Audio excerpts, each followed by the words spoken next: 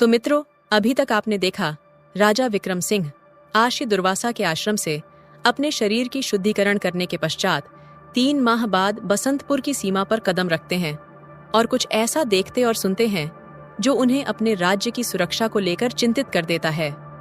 राजा विक्रम सिंह इन सब का कारण जानने के लिए अपने महल की ओर तेजी से बढ़ते हैं। दोस्तों, चलिए अब देखते हैं कहानी का अगला भाग। राजा को महल पहुंचते पहुंचते अर्धरात हो चली थी। वह तेजी से महल के मुख्य द्वार की तरफ बढ़ ही रहे थे। महल की तरफ किसी अनजान को आते देख पहरेदार सतर्क हो जाते हैं। बड़ी दाढ़ी, बड़े बाल और अपने विचित्र वेशभूषा की वजह से विक्रम सिंह उन सिपाहियों के पहचान में नहीं आ पा रहे थे। कुछ सिपाहियों ने संशय जाहिर करते हुए उन्हें चारों तरफ से घेर लिया और राजा से उनकी पहचान पूछने लगे। बताओ, कौन हो तुम और यहाँ किस उद्देश्य से आए हो? राजा के उत्तर देने से पहले ही उनमें से एक सिपाही ने उन्हें पहचानते हुए आश्चर्य में भरकर कहा, अरे, यह तो अपने महाराज हैं। उसके बोलते ही सारे सिपाही उत्सुकता में भरकर विक्रम सिंह की ओर ध्यान से देखने लगते हैं। अरे, सच में यह तो हमारे महाराज ही हैं। अपनी भूल के लिए सिपाही राजा से क्षमा मांगते हैं, किंतु राजा उनकी ईमानदारी से प्रसन्न होकर उन्हें बोलता है कि कल उन्हें दरबार में सम्मानित किया जाएगा। 2 सिपाही दौड़ते हुए महल के अंदर जाते हैं और विक्रम सिंह के आने की सूचना राजमाता को सुनाते हैं। उनके आने की खबर सुन राजमाता सहित अन्य मंत्रीगण उनके स्वागत के लिए मुख्य द्वार पर आते हैं। हर्षित मन से राजमाता द्वारा उनकी आरती उतारी जाती है और फिर पुष्प वर्षा एवं जयकार के साथ वह राजमहल के भीतर प्रवेश करते हैं। विक्रम सिंह ने आते समय रास्ते में जो कुछ भी अनुभव किया था उसकी सच्चाई जानने को लेकर वह अधीर तो बहुत थे, लेकिन रात्रि अधिक हो जाने की वजह से वह इस वक्त इस बारे में किसी से कुछ भी पूछना उचित नहीं समझ रहे थे। वह विश्राम करने के इरादे से अपने शयन कक्ष में आ जाते हैं। यात्रा में थके होने के बावजूद उनकी नजरों से नींद नदारद थी। बार बार एक ही दृश्य उनकी आंखों के सामने से होकर गुजर रहा था और वह दृश्य था उस स्त्री का जिसके करु रुदन ने विक्रम सिंह को विचलित कर दिया था, जिसका ममत्व चीख चीख कर उनसे अपने बच्चे को बचाने की गुहार लगा रहा था। अधिक थकावट की वजह से विचार करते करते उन्हें कब नींद आ जाती है उन्हें खुद भी पता नहीं चलता। दूसरे दिन सुबह महल में शंखनाद की आवाज प्रजा में कौतूहल का विषय बन जाती है। लोग आपस में बातें करने लगते हैं। ये शंखनाद कैसा? महल में कैसी और किस बात की खुशियां मनाई जा रही हैं? यहाँ प्रजा त्राही त्राही कर रही है और मंत्री जी को प्रजा के हित से कोई सरोकार ही नहीं है। वह सब आपस में बातें कर ही रहे होते हैं कि ढोल नगाड़े की आवाज के साथ यह घोषणा की गई कि महाराज वापस आ गए हैं और इतने महीने पश्चात विक्रम सिंह के नगर लौटने की खुशी में आज के संध्या बेला पर राजमाता की ओर से सारे बसंतपुर वासियों को महल में भोजन पर आमंत्रित किया गया।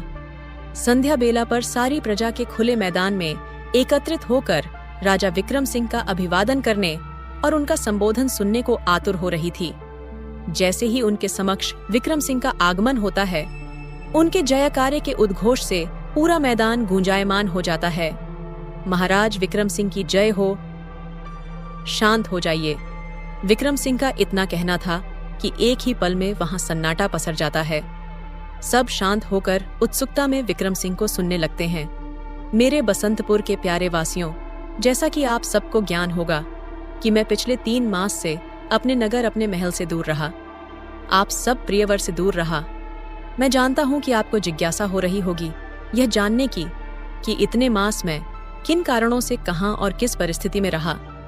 उचित समय आने पर आपको सब ज्ञान हो जाएगा। फिलहाल आप सबसे विनम्र निवेदन है कि आप मुझे इसके लिए गलत ना समझे।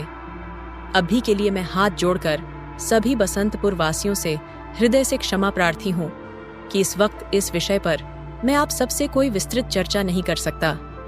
केवल इतना समझ लीजिए कि मैं खुद की इच्छा से आप सबसे दूर नहीं गया था, अपितु कुछ प्रमुख कारणों से मेरा यहाँ से जाना नितांत आवश्यक हो गया था, जो कि हमारे बसंतपुर की भलाई के लिए ही था। इसी के साथ आप लोगों के लिए सुखद समाचार ये है कि मैं जिस उद्देश्य पूर्ति हेतु यहाँ से गया था वह कार्य सफलतापूर्वक पूर्ण हुआ, जिसके लिए मैं आप सभी का तहे दिल से आभार प्रकट करता हूँ। अगर आप लोगों की एकता और आप लोगों के अपार स्नेह का बल मुझे ना मिला होता तो शायद यह कार्य मेरे लिए संभव नहीं था। मेरे बसंतपुर के प्रिय वासियों, यहाँ आने पर मुझे पता चला कि मेरे अनुपस्थिति में आप सबको किन किन विपत्तियों का सामना करना पड़ा। मेरी अनुपस्थिति में जो कुछ भी यहाँ हुआ उसका मुझे अत्यंत खेद है, परंतु अब आपको यह सब और सहन नहीं करना पड़ेगा। आज मैं आप सबके समक्ष यह प्रण लेता हूँ कि चाहे इसके लिए मुझे अपने प्राणों को ही दांव पर क्यों न लगाना पड़े, मैं लगा दूंगा, परंतु आप सबको इस विपत्ति से निजात दिलाकर ही रहूंगा। मुझ पर पूरा भरोसा रखें। इसी के साथ एक बार फिर से विक्रम सिंह के जयकारे से पूरा मैदान गूंज उठता है। बसंतपुर वासियों, आप सभी का यहाँ एक एकत्रित होने के लिए हृदय से बहुत बहुत आभार। महाराज की इच्छा है कि आज रात्रि का भोजन वह आप सबके साथ करें, तो कृपया आप सभी उनके इच्छा का मान रखते हुए यहाँ से भोजन ग्रहण करके ही जाएं। धन्यवाद मंत्री के। इतना बोलते ही सारी प्रजा में खुशी की लहर दौड़ जाती है और एक बार फिर से विक्रम सिंह के जयकारे से पूरा मैदान झंकृत हो उठता है। महाराज की थाल लगने के साथ ही महल के मंत्रीगण सहित सारी प्रजा को भी भोजन परोस दिया गया। महाराज के भोजन का पहला निवाला लेने के पश्चात सारे लोग भोजन करना प्रारंभ कर देते हैं। सब उस स्वादिष्ट भोजन का आनंद ले ही रहे होते हैं कि तभी उन्हें भूकंप के झटके सा एहसास होता है। सारी धरती हिलती हुई सी प्रतीत होने लगती है। कुछ क्षण को तो ऐसा लगा कि मानो आई धरती फट जाएगी और सब उसमें समाहित हो जाएंगे। यह दृश्य देख राजा विक्रम सिंह भी अचंभ हो गए। उन्हें समझ में नहीं आ रहा था कि यह सब हो क्या रहा है।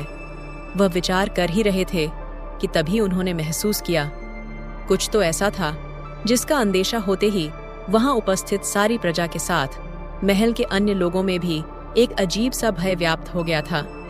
इसे लेकर वह कोई आश्चर्य प्रकट करते, इससे पहले उन्होंने कुछ ऐसा आभास किया जो अप्रत्याशित था।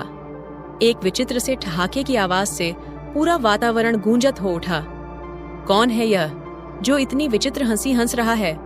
कहीं ये वही दैत्य तो नहीं जिसने इतने दिनों से हमारे बसंतपुर में कोहराम मचा रखा है, जिसके बारे में आज सवेरे मंत्री योगराज जी ने मुझे अवगत कराया था। वह इस जिज्ञासा पर विचार कर ही रहे थे कि तभी उन्होंने देखा कि करीब 150 फीट की दूरी पर एक विशाल काय श निरंतर ठाके लगाते हुए अपने बड़े बड़े कदम इसी दिशा की ओर बढ़ाता चला आ रहा है। 50 फीट की दूरी और तय करने के पश्चात अचानक से उसके कदम एक स्थान पर रुक जाते हैं। उस दैत्य को इतना निकट देखकर वहां उपस्थित लोगों में हाहाकार मच जाता है।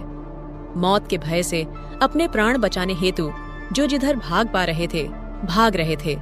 भगदड़ जैसा माहौल उत्पन्न होता देख एक बार को तो राजा विक्रम सिंह भी विचलित हो उठते हैं, लेकिन तुरंत ही अपने दायित्व का आभास होते ही वह अपने स्थान से उठ खड़े होते हैं। रुकिए, ये आप लोग क्या कर रहे हैं? देखिए, आप लोगों को डरने की कोई जरूरत नहीं है। मैं हूँ यहाँ राजा विक्रम सिंह का यह स्वर कानों में पड़ते ही सारी प्रजा जहाँ थी यथावत वहीं रुक जाती है। यह देख राजा विक्रम सिंह उन्हें संबोधित करते हुए कहते हैं कि देखिए, आप लोग घबराइए मत। इस तरह से अफरा तफरी करना किसी समस्या का समाधान नहीं। एक राजा का बल उसकी प्रजा होती है। अगर आप लोग ही ऐसे विचलित हो जाएंगे तो मुझे ऊर्जा कैसे मिलेगी?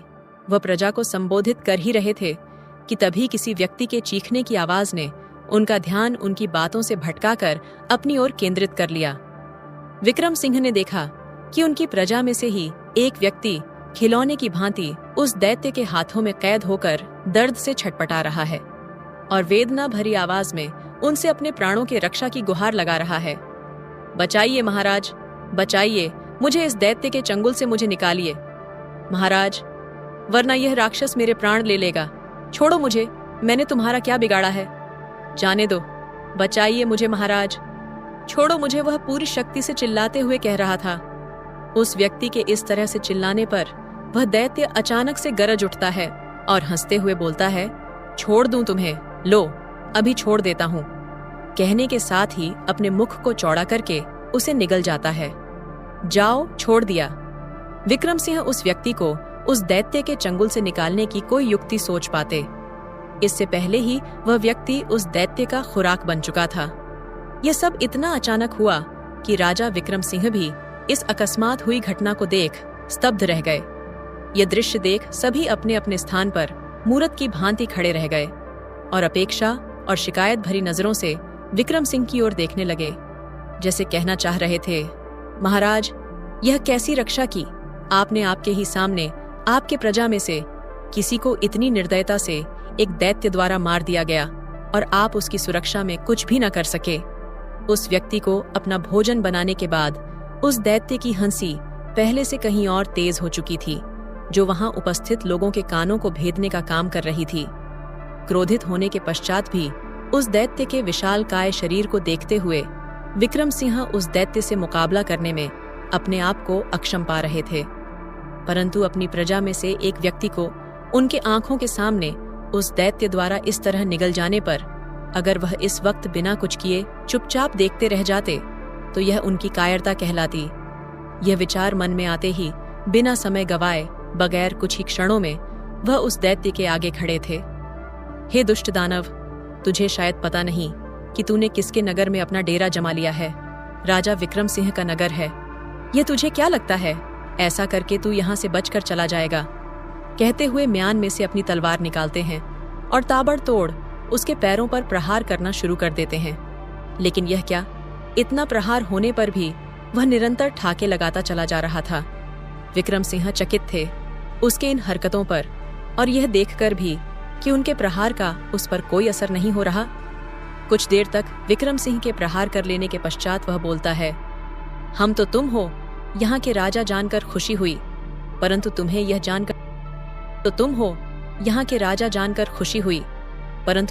जानकर दुख होगा कि तुम्हारे इन खिलौनों का मेरे ऊपर कोई प्रभाव नहीं पड़ने वाला। वह जोर जोर से ठाके लगाते हुए कहता है, मारो और मारो, पूरी ताकत लगाकर मारो। उसके इतना बोलते ही विक्रम सिंह अपनी पूरी ताकत लगाकर उस पर प्रहार करना शुरू कर देते हैं, जिसका असर यही होता है कि वह दैत्य तो यथावत हंसते हुए अपने स्थान पर खड़ा रहता है, लेकिन उनकी तलवार अवश्य टूटकर 2 हिस्सों में बट जाती है। यह सब देखकर सभी मंत्रीगण सहित सारी प्रजा भी भय और हैरत से भर जाती है। दैत्य जो इतनी देर से निरंतर ठहाके पर ठहाके लगाए जा रहा था, अचानक से अपने चेहरे का भाव परिवर्तित कर देता है और विक्रम सिंह से क्रोधित होते हुए कहता है, आज तुम्हारा दिन अच्छा था, इसीलिए तुम मेरा भोजन बनने से बच गए। अगर मैं चाहूं तो तुम्हें खिलौने की भांति उठाकर इसी वक्त अपना भोजन बना सकता हूं, किंतु मैं ऐसा करूंगा नहीं। दैत्य हूं, परंतु मेरे भी कुछ उसूल हैं। 3 दिन में एक ही आदमी का भोजन करता हूं। आज तो तुम्हें छोड़ दे रहा हूं, परंतु अगली बार तुम्हें ही अपना भोजन बनाऊंगा। अभी तो मैं जा रहा हूं, किंतु बहुत जल्द लौटूंगा। वह जाने के लिए जैसे ही पीछे की ओर घूमता है तो उसे आभास होता है जैसे उसके पैरों पर असंख्य चींटियों ने एक साथ अपना कब्जा जमा लिया हो। दैत्य ने अपनी आंखें नीचे की ओर दौड़ाई, अपने पैरों पर ढेरों तलवार एक साथ रेंगते हुए देख बोला, अच्छा, तो यह तुम सब हो जो अपने इन खिलौनों से मुझे मारने का प्रयत्न कर रहे हो। दैत्य ने ठाके लगाते हुए उस पर प्रहार कर रहे सैनिक बलों से उनका परिहास उड़ाते हुए कहा, चलो तुम भी अपनी मंशा पूरी कर लो, परंतु क्या तुम्हें लगता है कि तुम अपने इन छोटे छोटे खिलौनों से मुझे मार पाओगे? तुम नाहक अपनी शक्तियां व्यर्थ करने में लगे हो। जाओ, जाकर थोड़ा विश्राम कर लो, थक गए होंगे इतनी देर से परिश्रम जो कर रहे हो। लेकिन सैनिकों ने उसकी बात को अनसुना करते हुए अपना वार ज्यों का त्यों जारी रखा। सैनिक निरंतर दैत्य के पैरों पर प्रहार किए जा रहे थे। यह देख दैत्य क्रोधित होकर कहता है, तो तुम ऐसे नहीं मानोगे। ठीक है, लगता है मुझे तुम्हें तुम्हारा असली स्थान बताना ही होगा। लो, अब मेरा प्रहार सहो। कहते हुए अपने एक पैर को ऊपर की तरफ उठाते हुए ऐसी ठोकर मारता है कि कई सैनिक एक साथ किसी बेजान वस्तु के मानिंद हवा में लहराते हुए बहुत दूर जाकर गिरते हैं। वही पैंतरा वह दूसरे पैर से भी करता है। उसके इस अप्रत्याशित प्रहार से ढेरों सैनिक घायल होकर दर्द से कराने लगते हैं।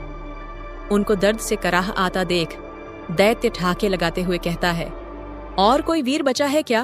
तो वह भी आ जाए, मैं खड़ा हूं। आओ आओ, अब तुम्हारी बारी है, तुम भी आ जाओ। उसने मंत्रित्र गणों की तरफ हाथों से इशारा करते हुए कहा। उसके प्रहार में इतनी शक्ति थी कि कोई भी सैनिक उस दैत्य के समीप दोबारा जाने की हिम्मत नहीं जुटा पा रहा था। परंतु उसकी ललकार पर मंत्रीगण शांत नहीं रह सके। वह अपनी तलवार हवा में लहराते हुए उस पर वार करने उसकी ओर दौड़े ही थे कि विक्रम सिंह ने उन्हें आगे बढ़ने से रोक दिया। उस दैत्य द्वारा अपने सैनिकों की ऐसी दुर्दशा देख विक्रम सिंह को उस पर क्रोध तो बहुत आ रहा था, परंतु इसी के साथ उन्हें उस दैत्य की शक्तियों का आभास भी हो गया था। वह नहीं चाहते थे कि अब कोई भी और मंत्रीगण या सैनिक बल उसके कुप्रहार का शिकार बने। वह समझ चुके थे कि इसे शारीरिक शक्तियों द्वारा पराजित करना असंभव है। इसे मारने के लिए कुछ और युक्ति लगानी पड़ेगी, और उस युक्ति को समझने के लिए उन्हें कुछ वक्त चाहिए था। इसलिए उन्होंने उस दैत्य को चेतावनी देने व लहजे में कहा, ऐ दुष्ट, तुझे तेरे इन कर्मों का फल भुगतना ही पड़ेगा। अब की बार तो तू यहाँ से जिंदा वापस लौट रहा है, परंतु याद रखना, अगली बार तू मेरे हाथों बच नहीं पाएगा। दैत्य ठाके लगाते हुए, अच्छा, कौन मारेगा मुझे तुम? जरा मैं भी तो सुनूं। 3 दिन पश्चात तुम्हारे हाथ ऐसा कौन सा चिराग लगने वाला है जिससे तुम्हारे अंदर इतनी शक्ति आ जाएगी कि मैं तुम्हारे हाथों मार दिया जाऊंगा। मुझे दैत्य वज्रासुर कहते हैं। मुझे कोई नहीं मार सकता, कोई भी नहीं, स्वयं यमदूत भी नहीं। मेरी मृत्यु एक ऐसा रहस्य है जिस तक किसी का भी पहुंच पाना असंभव है, और जो इस असंभव को संभव करने की कोशिश करेगा उसका अंत होना निश्चित होगा। अभी तो मैं जा रहा हूं, परंतु बहुत जल्द वापस लौटूंगा। मेरा भोजन तैयार रखना। कहने के साथ ही वह दैत्य जोर जोर से ठहाके लगाते हुए पीछे की ओर मुड़ता है और अपने लंबे लंबे पैर उल्टी दिशा की ओर बढ़ा देता है। यह जो कुछ भी हो रहा था या आज हुआ, उससे विक्रम सिंह बहुत हैरत में थे। उन्हें समझ में नहीं आ रहा था कि उस दैत्य ने किस रहस्य की बात की थी और वह चाहता क्या था। वह इस तरह से बसंतपुर वासियों को अपना भोजन क्यों बना रहा था? क्या इसके पीछे कोई विशेष कारण था, या फिर उसका उद्देश्य केवल अपनी भूख शांत करना था? कारण जो भी हो, परंतु ऐसा नहीं होना चाहिए। अगर जल्द ही इसका निराकरण नहीं किया गया तो वह दैत्य हमारे पूरे बसंतपुर वासियों को अपना निवाला बना लेगा। वैसे भी आज जो कुछ भी हुआ, इससे उस दैत्य का मन और बढ़ गया होगा। रात्रि का दूसरा पहर खत्म होने को था, परंतु राजा विक्रम सिंह को चिंता के मारे नींद नहीं आ रही थी। वह रात भर इसी उधेड़बुन में लगे थे कि उस दैत्य से पीछा कैसे छुड़ाया जाए, कैसे अपने नगर को उसकी आक्रामकता से निजात दिलाई जाए।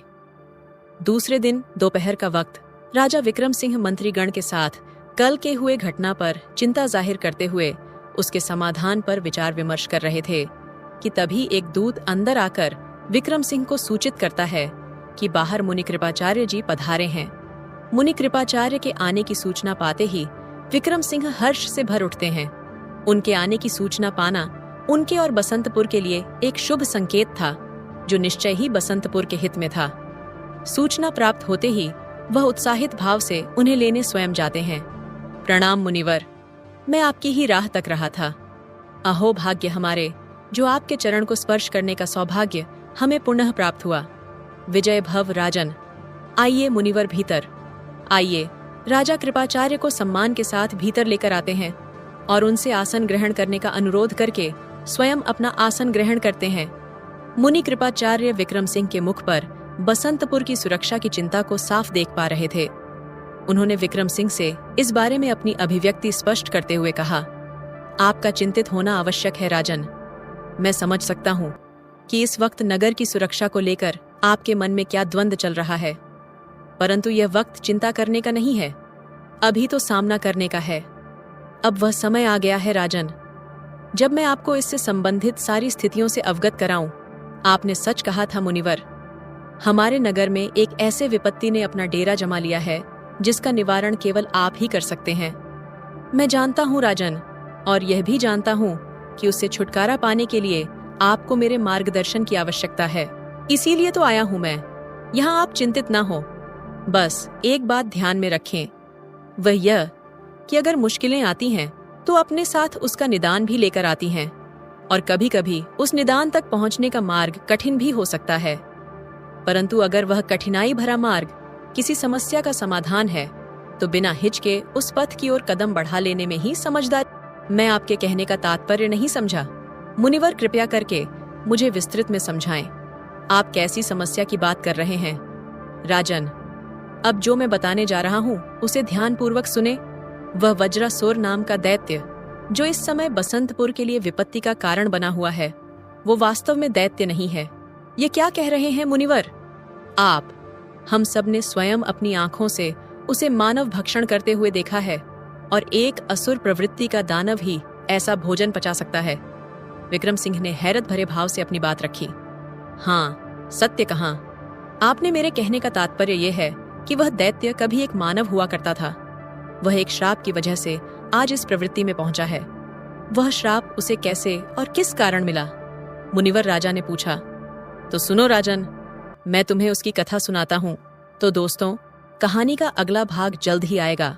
इस कथानक का अगला भाग और भी अधिक रोमांचक होगा, जब मुनि कृपाचार्य जैसे विद्वान और संत विक्रम सिंह की सहायता करेंगे। अब यह देखना दिलचस्प होगा कि मुनि कृपाचार्य का आगमन कैसे बसंतपुर को इस संकट से निकालता है, और क्या रहस्य दैत्य वज्रसुर की अमृता के पीछे छिपा है। आगे की कहानी राजा विक्रम सिंह के धैर्य, बुद्धिमत्ता और साहस के साथ इस दैत्य का सामना करने की रणनीति पर केंद्रित होगी, जो निश्चित रूप से पाठकों को बांधे रखेगी। कहानी कैसी लगी कमेंट करके जरूर बताएं, और वीडियो को लाइक और अपने दोस्तों के साथ शेयर जरूर करें। और हाँ, चैनल को सब्सक्राइब करना ना